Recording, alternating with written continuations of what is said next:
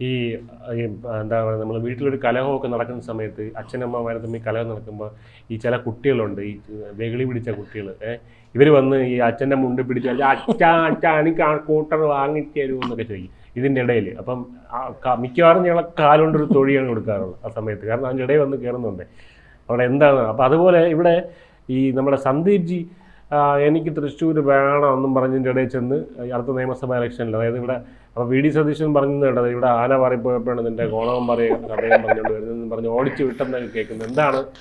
ഇതുവരെ പാലക്കാടാണ് ചോദിച്ചോണ്ടിരുന്നത്, എങ്ങനെ പാലക്കാട് ഷൊർണൂര്, ഇനി പാലക്കാട് ചോദിച്ച സംശയം, ഇനി പാലക്കാട് ചോദിച്ച സംശയം അപ്പൊ ചതിച്ചത് നീ തന്നെ എന്ന് തോന്നുന്നു. അതുകൊണ്ട് പാലക്കാട് വേണമെന്ന് ചോദിച്ചപ്പോ എനിക്ക് വേണ്ട പാലക്കാട്, എടാ പാലക്കാട് എടുത്തോ, എനിക്ക് വേണ്ട പാലക്കാട് എന്നാ നിനക്ക് എവിടെ വേണം, എനിക്കിനി തൃശ്ശൂർ മതി.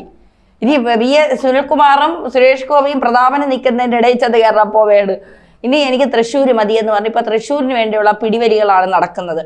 ഈ പാപി ചെല്ലുന്നട പാതാളം എന്ന് കേട്ടിട്ടുണ്ടോ?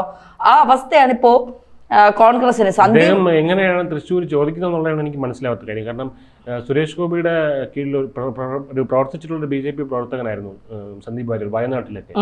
അപ്പൊ അന്ന് സുരേഷ് ഗോപിക്ക് നല്ല അഭിപ്രായമായിരുന്നു, അദ്ദേഹം BJP നല്ലൊരു പ്രവർത്തകനാണ്, നല്ല സജീവ പ്രവർത്തകനായിരുന്നു. സ്ഥാനമാനങ്ങൾ കിട്ടുന്നില്ല എന്നുള്ളത്, എത്ര പ്രവർത്തിച്ചിട്ടും സ്ഥാനമാനങ്ങൾ കിട്ടുന്നില്ല എന്നുള്ളതായിരുന്നു പരാതി. അല്ല, ഒരു പരിധി വരെ നമുക്ക് സന്ദീപ് വാര്യരെ നമ്മളിങ്ങനെ കുറ്റമൊക്കെ പറയുന്നെങ്കിലും സുരേന്ദ്രന്റെ ഒരു ഇടപെടൽ അദ്ദേഹത്തെ കുറെ അകറ്റി നിർത്തിയിട്ടുണ്ട് പാർട്ടി. കാരണം അദ്ദേഹത്തിന് കിട്ടേണ്ട സ്ഥാനം കൊടുക്കുക തന്നെ വേണം. പാർട്ടിക്ക് വേണ്ടി കിടന്ന് പ്രവർത്തിച്ച ഒരു മനുഷ്യനാണ്. BJP ചാനൽ ചർച്ചകളിൽ BJPയുടെ ഒരു മുഖമായി മാറി. അതായത് അതുവരെ BJPയെ പറഞ്ഞുകൊണ്ടിരുന്നവർക്കൊക്കെ കൃത്യമായ മറുപടി സന്ദീപ് വാര്യർ നൽകാറുണ്ടായിരുന്നു, കൃത്യമായി തന്നെ അദ്ദേഹം നൽകാറുണ്ടായിരുന്നു. സന്ദീപ് വാര്യരെക്കാൾ അവഗണന നേരിടുന്ന ഒരുപാട് BJP പ്രവർത്തകർ വേറെയുണ്ട്, ഇതേപോലെ തന്നെ സന്ദീപ് വാര്യറിനെ പോലെ ആത്മാർത്ഥമായി പ്രവർത്തിക്കുന്നു. ഇതിനിപ്പോ അവരെല്ലാം തന്നെ അല്ലടാ, അവരൊക്കെ ആത്മാർത്ഥമായി പ്രവർത്തിക്കുന്നെങ്കിലും ഒരു ജനങ്ങളുടെ ഇടയിൽ ഇപ്പൊ നമ്മൾ രാഹുൽ മാങ്കൂട്ടത്തെ എന്തുകൊണ്ടാണ് ശ്രദ്ധിക്കാൻ തുടങ്ങിയത്? ഒരു ദിവസം പെട്ടെന്ന് മുളച്ചു പൊങ്ങിയ ഒരാളാണ് രാഹുൽ മാങ്കൂട്ടത്തിൽ. ചാനൽ ചർച്ചകളിലൂടെ മുഖം പിന്നെ ജനങ്ങളിലേക്ക് എത്തി, അതുവഴി പാർട്ടി ഒരു സ്ഥാനം കൊടുത്തു, അങ്ങനെ MLA ആയി വന്ന് ഇപ്പൊ ഇങ്ങനെ നിൽക്കുന്നു, ഇപ്പൊ ഇങ്ങനെ ഒരു അവസ്ഥയിലെത്തി നിൽക്കുന്നു. ഇപ്പോ BJP എന്ന് പറയുന്ന ഒരു പാർട്ടിയെ കുറെ കൂടി ജനങ്ങളിലേക്ക് എത്തിച്ചത് സന്ദീപ് വാര്യറാണ്. ഈ കാലഘട്ടത്തിൽ കുറെ കൂടി ഉരുളക്കുപ്പേര് പോലെ മറുപടി നൽകിക്കൊണ്ട് കുറെ കൂടി ആളുകളിലേക്ക് എത്തിച്ചത് സന്ദീപ് വാര്യർ തന്നെയാണ്, അതിന് സംശയമൊന്നുമില്ല. പക്ഷേ വാര്യർക്ക് അടിപിഴച്ചു പോയത് ഈ കോൺഗ്രസിലേക്ക് പോയിട്ട് വാര്യർ തങ്ങളെയൊക്കെ പോയി കണ്ട്, പാണക്കാട് തങ്ങളെ പോയി കണ്ട്, പിന്നെ കുറെ നാൾ ഒമാന്, സൗദി, ഖത്തർ ആ രാജ്യങ്ങളിലൊക്കെ ഉദ്ഘാടനത്തിന് പോക്കായിരുന്നു സന്ദീപ് വാര്യർ. മറ്റേ അറബിയുടെ വേഷമൊക്കെ ധരിച്ച് അവിടെയാണ് മനസ്സിലാവാത്തത്. കാരണം ഒരു മനുഷ്യന്റെ ഒരു 19-25 വയസ്സിലാണെങ്കിൽ ഈ മാറ്റം മനസ്സിലാക്കാം, കാരണം നമ്മുടെ ബുദ്ധി വികാസം അവിടെ സംഭവിച്ചു വരുന്നതേ ഉള്ളൂ. പക്ഷെ ഒരു 40-35, അദ്ദേഹത്തിന് എത്ര പ്രായമുണ്ടെന്ന് എനിക്കറിയില്ല, എന്തായാലും 35 വയസ്സിന് മുകളിൽ എന്തായാലും ഉണ്ടായിരിക്കും. അപ്പൊ ആ ഒരു പ്രായത്തിൽ ഇങ്ങനെ ഒരു ടപയുന്ന ഒരു ബോധോദയം ഉണ്ടാവുന്നത് എങ്ങനെയാണ്? അതായത് ഇതുവരെ തലേ ദിവസം രാത്രി വരെ ചിന്തിച്ചിരുന്ന ആദർശങ്ങളെല്ലാം തെറ്റാണെന്ന് ഒരു ദിവസം കൊണ്ട് എങ്ങനെയാണ് തോന്നുന്നത്? അല്ല, അതാണ് ഈ പിതൃശൂന്യത എന്ന് പറയുന്നത്. കാരണം അവിടെയാണ് ഞാൻ അതുവരെ വിശ്വസിച്ചുകൊണ്ടിരുന്ന പാർട്ടി, ഞാൻ അതുവരെ അടിയുറച്ച് വിശ്വസിച്ചുകൊണ്ടിരുന്ന തത്വശാസ്ത്രങ്ങൾ, അതൊക്കെ മാറ്റി നിർത്തിക്കൊണ്ട് എനിക്ക് ആവശ്യം സ്ഥാനമാനങ്ങളാണ്. സ്ഥാനമാനമില്ലെങ്കിൽ പട്ടിക്ക് പോലും വിലയില്ല എന്നുള്ളത് എനിക്ക് മനസ്സിലായി. കാരണം ഒരു കസേര പോലും കിട്ടൂല ഒരു സ്ഥാനവും ഇല്ലെങ്കിൽ. ഇപ്പോ ആ കൂടെ വക്താവ് എന്നുള്ള പേര് വെച്ചിട്ട് ഒരിടവും ചെന്ന് നെളിഞ്ഞു നിൽക്കാനും പറ്റില്ല. നോക്കിയപ്പോ ആരെ സ്വീകരിക്കുന്ന ഇടം കോൺഗ്രസ് ആണ്. ഇതിലൊരു കുഴപ്പമുണ്ട്. ആരിഫ് മുഹമ്മദ് ഖാന്റെ ഇങ്ങനെ ഒരു പ്രശ്നമുണ്ട്. അദ്ദേഹം മറ്റൊരു പാർട്ടിയിൽ നിന്നാണ് BJPയിലേക്ക് വരുന്നത്. അതുകൊണ്ട് അദ്ദേഹം ഒരു RSS കാരനാണെന്ന് ജീവിതകാലം മുഴുവൻ തെളിയിക്കേണ്ടി വരുന്നുണ്ട്. ഇപ്പൊ ആർലേക്കറിന്റെ കാര്യം നോക്കുമ്പോൾ ആർലേക്കർ കറകളഞ്ഞ RSS കാരനാണ്, അതുകൊണ്ട് തന്നെ സൗമ്യനാണ്, വളരെ ശാന്തമായിട്ടാണ് പ്രവർത്തനം. ആർലേക്കർ നമ്മുടെ ആരിഫ് മുഹമ്മദ് ഖാൻ അക്രമകാരിയാണ്. അത് എന്തുകൊണ്ടാന്ന് പറഞ്ഞാൽ ഞാൻ RSS കാരനാണെന്ന് അദ്ദേഹം പ്രൂവ് ചെയ്യേണ്ട ഒരു അവസ്ഥയുണ്ട്. ഇതുപോലെ വാര്യർക്കും ഉണ്ടായിരിക്കും. അവസാന കാലം വരെ വാര്യരുടെ സംശയ ദൃഷ്ടിയോടെ കോൺഗ്രസ് നോക്കുള്ളൂ. ഞാൻ കോൺഗ്രസ് ഇപ്പൊ തന്നെ രാഹുൽ മാങ്കൂട്ടത്തിന്റെ പ്രശ്നം വന്നപ്പോ എല്ലാവരുടെയും വിരൽ ആദ്യം ചൂണ്ടിയത് സന്ദീപ് വാര്യർക്കെതിരെയാണ്. കാരണം കൂടെ നിന്ന് ആവനട പണിഞ്ഞത് എന്നുള്ളത്. ഇതിന്റെ പിന്നിലൊക്കെ പണിഞ്ഞ ഒരാളുണ്ടാവുമല്ലോ. പെട്ടെന്നൊരു സ്ത്രീ വരുന്നു രാഹുൽ മാങ്കൂട്ടത്തിനെതിരെ, ഇതുവരെ പറയാത്ത 2020 നടന്ന കാര്യങ്ങൾ വരെ ഇപ്പോ പുറത്തു കൊണ്ടുവരുന്നു. എന്തുകൊണ്ട് അന്ന് പ്രതികരിച്ചില്ല? അതെ, തീർച്ചയായിട്ടും ഈ കോൺഗ്രസിന്റെ ഒരു പ്രധാന പ്രശ്നം അല്ല, കോൺഗ്രസിന്റെ ഒരു പ്രധാന പ്രശ്നം ഇതാണ്. അങ്ങോട്ടൊരു തട്ട് ഇങ്ങോട്ടൊരു തട്ട്. എന്നിട്ട് ട്രെയിൻ വരുമ്പോ ട്രെയിൻ അടിച്ച് മരിച്ചെന്ന് പറയും. കറക്റ്റ് പിന്നെ കാരണം ഈ തെരഞ്ഞെടുപ്പ് അടുക്കാറായപ്പോ ഇത് UDF ഒരു തിരിച്ചടിയാകുമെന്നൊന്നും ഞാൻ വിശ്വസിക്കുന്നില്ല. രാഹുൽ മാങ്കൂട്ടത്തിനെ കണ്ടിട്ടൊന്നും കോൺഗ്രസിനെ ഇവിടെ ആരും തള്ളി പറയുന്നൊന്നും മാത്രമാണ് തിരിച്ചടി. അതെ രാഹുൽ മാങ്കൂട്ടത്തെ കണ്ടിട്ടൊന്നും ഇവിടെ ആരും കോൺഗ്രസിന് വോട്ട് ചെയ്യാതെ ഒന്നും ഇരിക്കത്തൊന്നുമില്ല.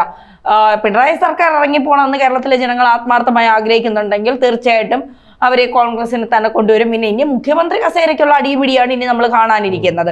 ഇവർക്കൊരു ഒത്തൊരുമയില്ലല്ലോ. ഈ പിന്നെ ഇലക്ഷൻ കഴിയുന്നത് വരെ വലിയ ഒത്തൊരുമയൊക്കെ ആയിരിക്കും. ഇലക്ഷൻ കഴിയുമ്പോൾ മന്ത്രിസ്ഥാനങ്ങൾക്ക് കിടന്ന അടി മുസ്ലിം ലീഗ് വരെ വരും ആ സമയത്ത്, കുഞ്ഞാലിക്കുട്ടി വരെ വരും ആ സമയത്ത്. സന്ദീപിന് സീറ്റ് കൊടുക്കാനുള്ള സാധ്യതയുണ്ടോ? എവിടെ സന്ദീപിന് സീറ്റ്?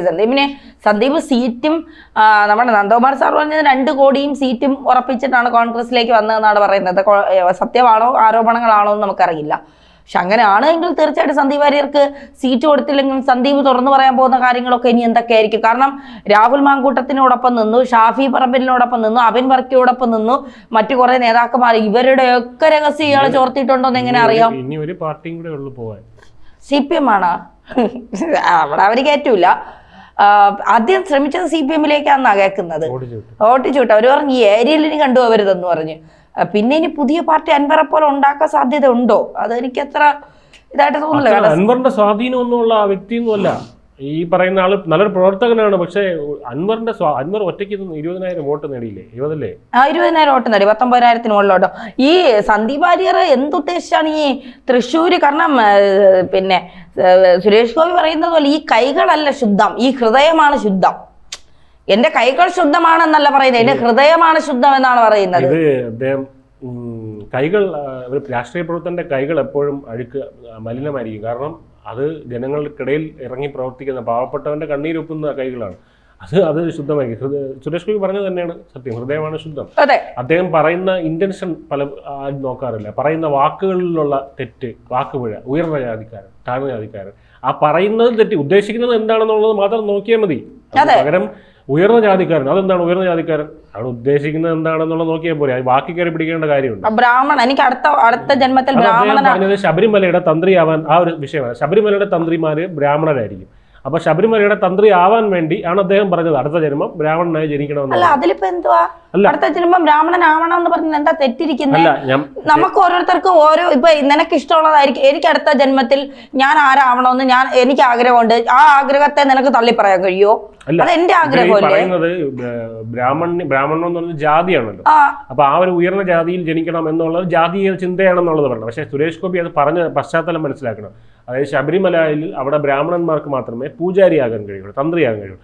അപ്പൊ അതിന് വേണ്ടി ബ്രാഹ്മണ്യം തനിക്ക് അടുത്ത ജന്മം കിട്ടിയാൽ കൊള്ളാമായിരുന്നു എന്നുള്ളതാണ് പറയുന്നത്.